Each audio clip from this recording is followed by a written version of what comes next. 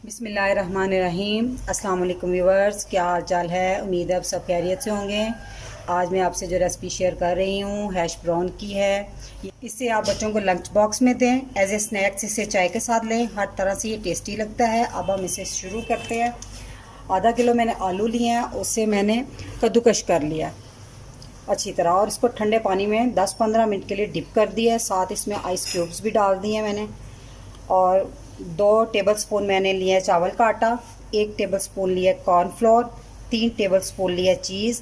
ये ऑप्शनल है, अगर इसके बगैर भी ये बन जाएंगे।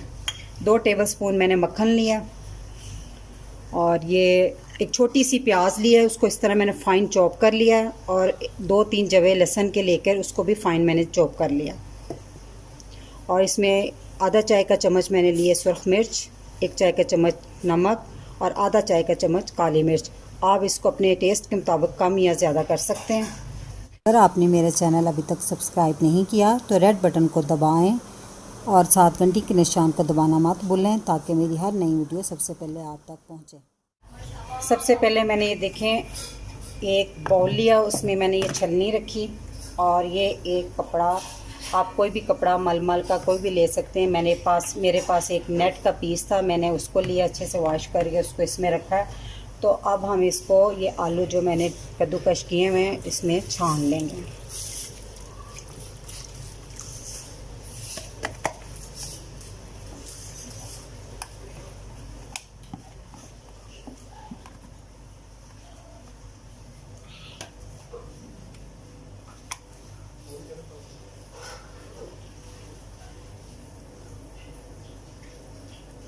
इसको अच्छे से निचोड़ लेना।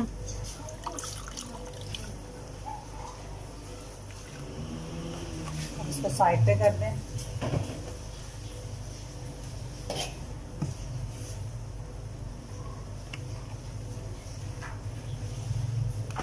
अब इसे वापस हम बाउल में डाल देंगे। बर्फ़ का टुकड़ा आ गया, इसको हम लेंगे। तो अब हम इसको ना फ्राई करेंगे। सबसे पहले हल्का सा मैंने एक पैन में ये मक्खन जो बताया था 2 टेबलस्पून मक्खन, तो इसको डाल दिया। आँच स्लो कर लें और इसमें हम साथ ही प्याज डाल देंगे।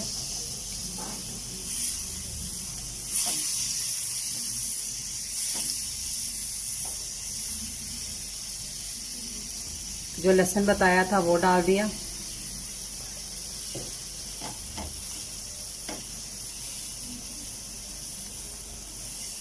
इसको ब्राउन नहीं करना, बस 1-8 मिनट भूनना है।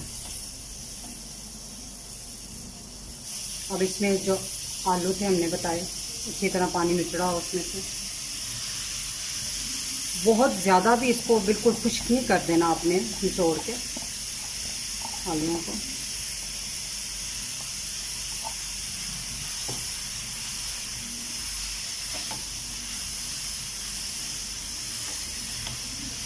अब आपने इसे इतना कुक करना है कि 3-4 मिनट के आलू फुल ना गले, कि वो गल के वो इकट्ठे से हो जाए, नहीं बस ऐसे ही निखरे निखरे अलग-अलग रहे।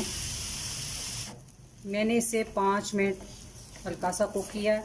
देखिए अभी भी इसके वो आलू जो है ना, इसकी शेप बरकरार है। तो अब हम इसे बाउल में डाल देंगे ठंडा होने के लिए।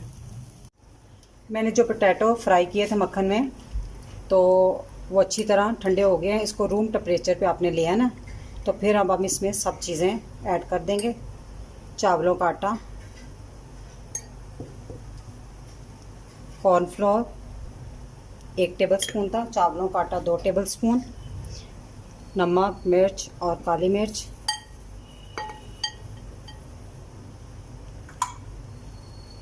और जो चीज़ लिया था मैंने। अब हम इसको अच्छे से मिक्स कर लेंगे। मैंने इसे अच्छे से मिक्स कर दिया और हम इसे 5 मिनट तक इसको रेस्ट के लिए छोड़ देंगे। उसके बाद हम इसकी टिक्कियाँ बना लेंगे। इसे 5 मिनट हो गए, तो अब हम इसकी टिक्कियाँ बनानी शुरू करते हैं। आप जो चाहे मर्ज़ी इसकी शेप दे लें।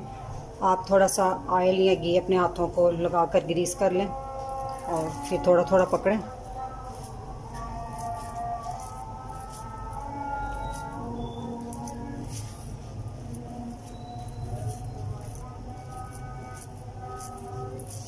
ऐसे इसको गोल करें, फिर इसको थोड़ा सा दोनों तरफ से प्रेस करते हैं।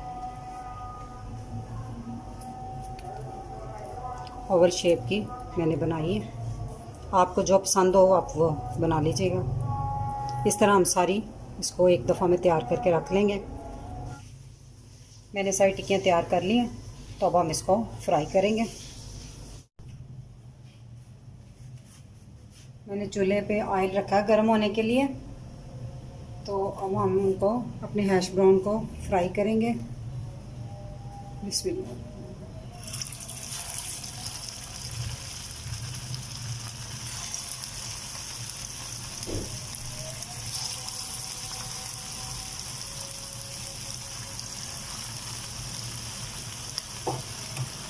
इसको फ़ौरन नहीं पलटना, थोड़े थोड़ा ब्राउन हो जाए ना फिर आपने पलटना, किनारों से पता चल जाएगा।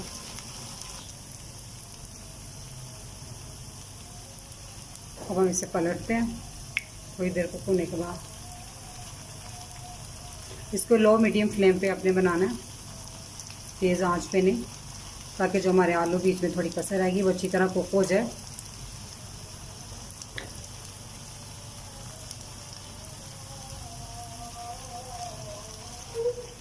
ये ब्राउन हो गए हैं, ये पक गए हैं, अब हम इन्हें निकाल लेंगे।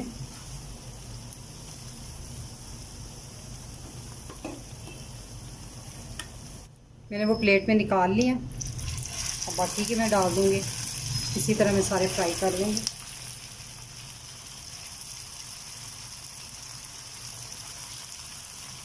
हमारे हैश ब्राउन बनकर तैयार हैं। आप इस रेसिपी को ज़रूर ट्राई करें और मुझे बताएं ये कैसे बने हैं।